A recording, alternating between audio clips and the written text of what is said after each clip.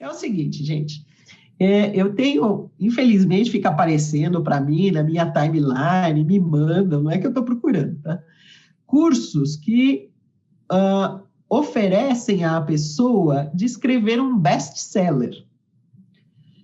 Já mais de uma vez, tem várias versões desses cursos para quem quer escrever um best-seller.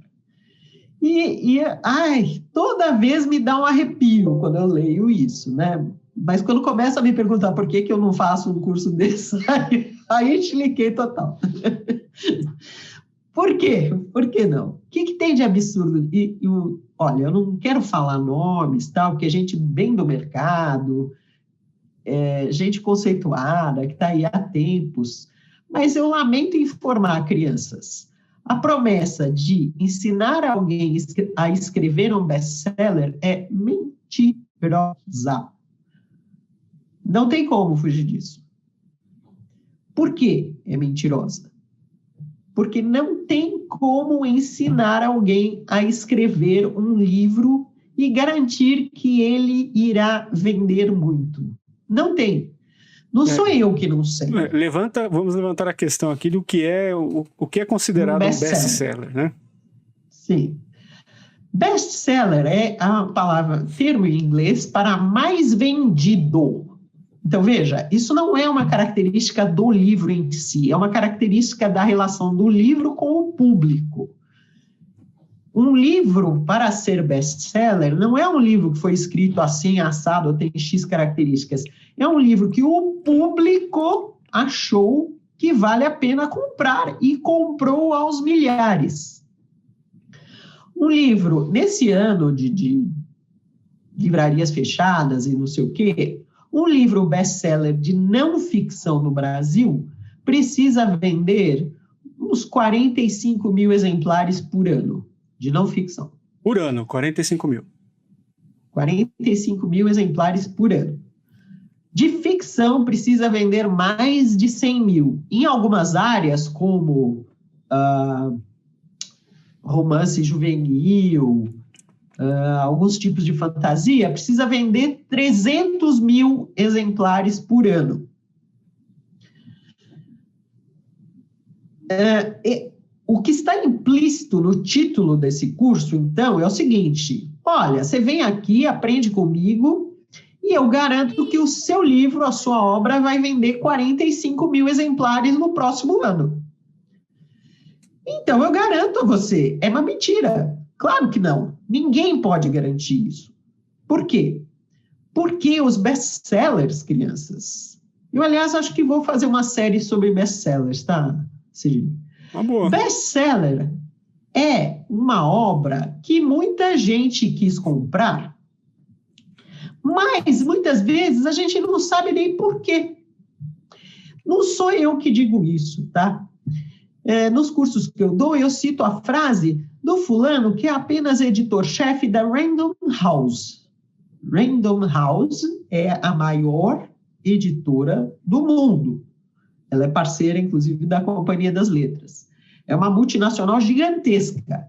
E o editor-chefe dessa chonga diz: eu não sei que livro será best-seller. Não é só ele que diz isso, mas ele é um dos que dizem isso. Existe um livro inteiro de um acadêmico que estudou como é que as editoras apostam ou deixam de apostar em livros que venderão muito. Se chama Mercadores da Cultura. Recomendo a leitura. Foi publicado pela Unesp. Leia. Mas o que diz? Descreve como é que é toda essa história de editores irem atrás de obras que talvez vendam pra caramba. E note, talvez. Por quê? Porque editor nenhum nunca sabe aquilo que vai decolar. Qualquer editor que tenha trabalhado, tenha publicado mais que 2 obras, já sabe disso. Por quê? Porque se ele publicou 2, ele ou ela descobriu que, por uma razão desconhecida, uma vende mais que a outra. Pois é. E tem essa questão... Mesmo que sejam do mesmo autor. E o que faz, né, aumentar as chances de uma editora grande acertar um best-seller é que ela lança muitos livros, né? Muitos títulos. Com potencial de... Normalmente, assim, a grande parte do que eles estão apostando, como eles são uma editora, como são editoras grandes, eles têm uma forma de pegar gente que já está lá fora vendendo pra caramba, então eles têm bala na agulha para chegar e pegar aquele autor que está lá fora e fazer um contrato, pagar um advance para aquele autor lá na gringa, para aquela editora, e lançar aqui. Então, assim, você já tem lá fora um best-seller lá fora que você vai tentar emplacar aqui no Brasil. E muitas vezes isso não acontece, né, Laura? Você lança um negócio que foi best-seller número 1 no New York Times, chega aqui, flopa, não acontece nada. Exatamente. É super comum isso. Aliás, eu convido vocês se quiserem aí conferir dados, né? Vejam o mega-seller brasileiro, que é o Paulo Coelho, famosíssimo, né? Falam do Paulo Coelho, já vendeu milhões de exemplares, ele é um mega-seller mesmo, né? Foi traduzido para 57 idiomas, lalali. Muito bem. Entra numa lista de livros de Paulo Coelho e observe que há vários livros que você nunca viu na vida, muito provavelmente. Por quê? E nem ouviu falar. Porque eles não foram mega-sellers. Então, o mesmo autor que conseguiu ser publicado e vender para zilhões de pessoas mundo afora, lança muitas vezes um livro sabendo todo o marketing que precisa fazer, todo o charme com leitores, ele tem fãs em todas as línguas, tá? E às vezes o livro não pega. Eu conheço uma editora que publicou um desses, tudo bem que o flop do Paulo Coelho vende 100 mil exemplares, tá? Tudo bem. O jeito dele flopar é um pouco acima da média. A régua está um pouco mais alta no caso dele, né? Mas para Paulo Coelho, 100 mil exemplares não é best-seller, tá? E, aliás, se for contar para a ficção brasileira, não entra na lista dos mais vendidos. Vender apenas 100 mil não coloca você nos mais vendidos de ficção. Então, notem que essa história de garantir a alguém que ela vai escrever um best-seller é um absurdo completo. Nenhum editor sabe qual livro vai fazer sucesso e qual livro não vai. É uma questão de aposta, gente. E é uma aposta parecida com corrida de cavalo, sabe? Você vai lá, olha o focinho do cavalo, olha a perna do cavalo, vê o histórico do cavalo e aí aposta. Aí pode ser que você ganhe, pode ser que você não ganhe. É bem independente de sorte. Um autor do nada, assim, que já não tenha um lastro, né, Laura? Ele não tem... A chance é muito mínima, sei lá, de acontecer ele no primeiro livro, um cara desconhecido, estourar e arrebentar e virar um best-seller. O que vai acontecer é sempre isso. O cara já tem um histórico, já tem um público, né? Já tem uma audiência que tá doida para consumir conteúdo dele, né? Mas esse é um caminho, Sidney, mas assim, esse é um caminho que a gente defende, mas ainda assim você não pode garantir. Sim. Por quê? Sim. Porque eu vejo editores super profissionais, estão trabalhando para publicar livros, querendo que o livro seja lido, querendo que faça diferença e tal. Outro dia mesmo, estava conversando com o editor, e ele estava dizendo, ele publicou um livro X, não vou citar nomes para não ficar chato, o livro X de um fulano que é um youtuber que tem 2 milhões de seguidores, e o livro está andando muito bem, está ótimo, barará. Aí ele publicou um outro livro de uma youtuber que também está arrasando, essa no Instagram, tem não sei quantos, centenas e centenas de milhares de seguidoras, não está andando.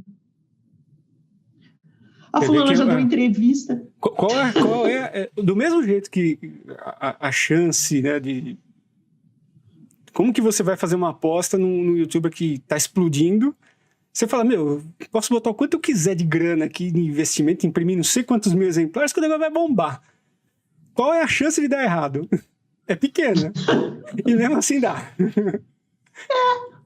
Do mesmo jeito que o contrário, né? Você tem Paulo Coelho que escreveu o primeiro livro, pôs embaixo do braço, saiu de livraria, foi esforço, ele foi estourar no terceiro livro, se eu não me engano, foi isso? Exatamente. no terceiro livro. Então, E é um cara que já era conhecido, né? Porque ele já tinha feito parceria lá com o Raul Seixas, ele já era um cara conhecido, né? Mas, sei lá, as pessoas achavam que não tinha a ver o livro. O primeiro livro dele não andou nada. E eu queria dizer a vocês, gente, eu insisto nisso, tá? Mesmo editores profissionais que passam a vida ralando para tentar entender essa história de best-sellers, não tem explicação e não tem controle sobre os best-sellers. O que é boa notícia para vocês, tá, queridos? Porque isso quer dizer que o dinheiro não faz um best-seller. Isso quer dizer que um autor independente, de repente, pode se tornar um best-seller. Por quê? Porque há muitas incógnitas naquilo que faz um livro se tornar um mais vendido. Incontroláveis. E como a gente já comentou outras vezes, né, Laura? Tem variáveis que a gente consegue controlar, que são relacionadas à escrita, né? E, em certo ponto, também na nossa postura, na divulgação do nosso trabalho. E tem trocentas outras variáveis que não são do nosso controle. Né? Exatamente. Então, assim, você tem que fazer direitinho a sua parte, que é o que você tem controle, isso, e deixar que o imponderável funcione. Isso, exatamente. Você faz. Se for ficção, eu tenho um colega, para quem eu já fiz montes de trabalhos, tá? Um colega editor, que ele já publicou muitos best-sellers. Ele trabalhou em várias editoras e ele é responsável pela publicação, a maior parte deles estrangeiros, mas ele publicou alguns nacionais também. Ele é responsável por vários livros que venderam mais de 1 milhão de exemplares, que é o Pedro Almeida. E ele sempre brincava, a definição dele de best-seller, de ficção, era: precisa um bom personagem que desperte empatia, precisa de tensão, você precisa ter vontade de virar as páginas, e precisa também de um ritmo ágil, e precisa do fator X. Assim, Pedro, o que é fator X? O fator X é aquilo que eles pesquisavam lá no arquivo X. Eu sei lá. É aquela coisa desconhecida que faz com que alguns sejam livros que vendem horrores e outros não. Tá? Então, eu sempre lembro do fator X. O fator X é impossível de controlar, crianças. Então, é isso que o Sidney está dizendo. A gente pode fazer a parte que a gente conhece, que a gente sabe que ajuda da melhor forma possível. Eu recomendo que vocês façam. Mas não adianta pagar um curso e não adianta querer que o seu livro seja best-seller, porque... Não basta querer. Não. E tem uma questão também, né? Aí falando do lado de uma editora, não tanto do lado do autor. Só para vocês entenderem como é que as coisas funcionam em relação às editoras. As médias, as grandes e, em certa medida, as pequenas também. Como que eles fazem? Quais os fatores que estão no controle deles? E aí, de acordo com o tamanho da editora, é a bala na agulha que ela vai ter. Então, você vai ter uma editora independente e você tem uma bala na agulha pequenininha. Você tem uma editora grandona, né, uma gigantesca, você tem uma bala na agulha grandona. Então, quais os fatores que estão na mão de uma editora? Assessoria de imprensa, o marketing que ela vai fazer, é o acordo que ela tem com as livrarias e que vai conseguir expor de uma forma melhor o livro lá no... Se bem que agora livrarias, nesse momento, elas estão... Não nesse momento, mas em geral funciona assim. Mas nesse momento específico, muitas fecharam, né? As grandes redes estão mal das pernas, como a gente já falou algumas vezes. Mas... Então, assim, a exposição que você consegue dar para o livro numa editora grande. Então, uma editora pequena não tem esse poder. Então, a chance dela fazer um best-seller é menor. Assim como uma editora Mas não gigante, é nula. Não é nula. Assim, conforme você vai tendo mais gás, mais distribuição, mais dinheiro para marketing, mais dinheiro, uma boa equipe de assessoria de imprensa, vão aumentando sua chance. É aquilo que a gente falou. Imagine um monte de pontinhos, centenas de pontinhos. E conforme você conseguir subir um pontinho a cada... Desses 100 pontinhos, você conseguir colocar ele um pouquinho mais para cima, fazer um pouquinho melhor, maior vai ser a sua chance, né, de você conseguir vender um pouco mais, e assim por diante. Então, assim, o que está dentro do controle seu como autor é você fazer a sua divulgação, as redes sociais, você se mostrar o seu conteúdo, mostrar o que você tem para dizer, para que as pessoas tenham interesse no que você fala no dia a dia numa rede social e fala, putz, me interessa o livro dele porque eu acho que ele vai escrever. Se o que ele fala no dia a dia eu gosto, eu imagino isso se ele compilar isso num livro, né? Então, isso está dentro do seu alcance. Assim como as editoras têm outro alcance que vocês não têm, porque elas têm dinheiro, são empresas, né? Tem mais conexões, etc, etc. E aí, esses são os fatores ponderáveis. Aí, quando você entra nos imponderáveis, que é esse negócio que a Laura comentou, de repente dá louca, o público fala, meu Deus do céu, todos nós precisamos adquirir esse livro. Que é um pouco do que está acontecendo com o Tortararo agora, né? Tem um monte de gente correndo atrás, né? Dá uma febre e todo mundo resolve que precisa ler aquele, que aquele é o livro imperdível do ano. Assim como foi com os youtubers, né? Então, um lançou, explodiu de vender, todas as editoras saíram correndo atrás de um monte de youtuber que tinha nem todos vendem. Que tinha, sei lá, 1 milhão de inscritos no canal, que tinha um bom engajamento, e falava, vou lançar o livro desse cara aqui, dessa moça, que o bicho vai pegar e eu vou vender milhões. Muitos deram certo, alguns não. Né?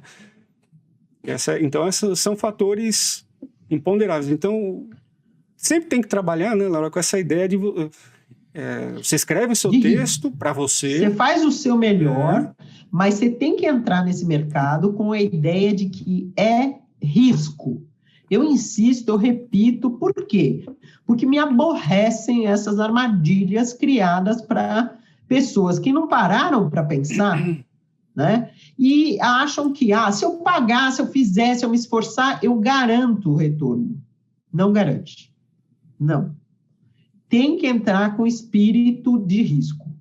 Você pode ser que dê certo, pode ser que dê retorno, pode ser que não, tá? E você obrigar o público a gostar da sua obra é impossível. Não existe isso. Não tem essa de dar chave de braço no público e forçar um best-seller. Pode parecer. Tem muita gente que acha isso. Tem muita gente que acha que o marketing faz com que um livro venda. Não faz. Ele é um fator. O marketing faz que o livro venda mais, mas ele tem que ser gostado pelo público. Se o público não gostar, não há marketing que salve. Sim. Não tem solução, sabe? É preciso essa sedução do texto, é por isso que é interessante, é por isso que você tem chance mesmo como independente, porque essa sedução ou acontece ou não acontece. Ou determinados leitores gostam do que você escreve, acham interessante ou não, entendeu? E, assim, se gostam, o marketing ajuda a ampliar esse alcance. Mas se não gostam, morreu. Não gostam e acabou-se. Eu dou sempre um exemplo, que foi o livro da J.K. Rowling, depois dela terminar a série do Harry Potter.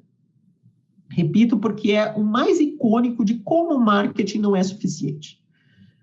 J.K. Rowling era, na época, continua sendo uma das autoras que mais ganhou com a venda de livros da história da humanidade, né? Ela é uma das que mais ganhou. A série Harry Potter já vendeu mais de 500 milhões de exemplares mundo afora. Muito bem, quando ela acabou a série e resolveu escrever um outro livro, que foi o Morte Súbita, ela lançou e ela teve mídia mundial extensa, e ela teve o livro lançado em várias línguas e exposto em todas as livrarias do mundo, sem exceção, todas as línguas onde o Harry Potter tinha entrado, o livro novo dela, o Morte Súbita, entrou. E esse livro não se tornou um best-seller. Que loucura, né, Laura? É a mesma autora, com uma legião de seguidores, só que o público quer o Harry Potter. Ela pode escrever qualquer outra coisa que ninguém tá nem aí. Eles querem o Harry Potter. Faz o Harry Potter número 980, que vai vender. É por isso que ela voltou. Ela escreveu mais umas coisas que tem a ver com o Harry Potter. Que essas sim estão vendendo. O público é público. O público é um animal estranho. Que você acha que conhece, mas não conhece. É. Portanto, pessoas... E tem a questão do espírito do tempo também, né, Laura? Sim. Às vezes você tem a obra certa na hora errada, né? Pode acontecer. Você às vezes tem uma obra despretensiosa que captou esse espírito naquele momento certo, e o público, meu Deus, eu quero ler esse livro. Exatamente. É muito comum isso, muito comum. Eu lembro do editor da Record. Aí a mulher dele pegou para ler e disse, meu querido, publica isso, tá ótimo, publica. Aí ele publicou e vendeu, acho que uns 5 milhões de exemplares. Aí ele ficou meio assim, mas, oi? Como assim? Super comum. E tem a questão do faro do editor também, né, Laura? Tem editores com faro melhor do que outros, né? Tem. Aliás, o Pedro Almeida é impecável nisso. Ele é muito bom de sacar um livro que vai vender muito. Mas muitos editores são assim, eles são excelentes, é o que os americanos descrevem como técnico de futebol da segunda-feira. Por quê? Porque a maior parte das partidas de futebol de lá ocorre no domingo, né? Então, é o cara que na segunda-feira sabe como é que o jogo deveria ter sido jogado, tá? Então, e aqui a gente tem um engenheiro da obra pronta, né? Então, a pessoa que vem dar palpite no negócio que já está feito. A gente tem muito editor assim, que sabe dizer por que é que a obra deu certo depois que ela deu certo. Mas antes... Não rola. Antes, será que o Itamar, se tivesse mandado o Torturado aqui para as editoras brasileiras, em vez de mandar para a Leia, para o prêmio, será que elas teriam publicado? Será? Porque ele teve esse é um fator, né, Laura? Porque ele teve um aval, né? Pelo prêmio, mas será que os editores, algum editor brasileiro... Só de pegar e cair na mesa dele lá na pilha? Será? Eu acho... não sei. Meus colegas teriam essa sagacidade de sacar isso aqui, vai vender pra caramba? Não sei. Não sei mesmo.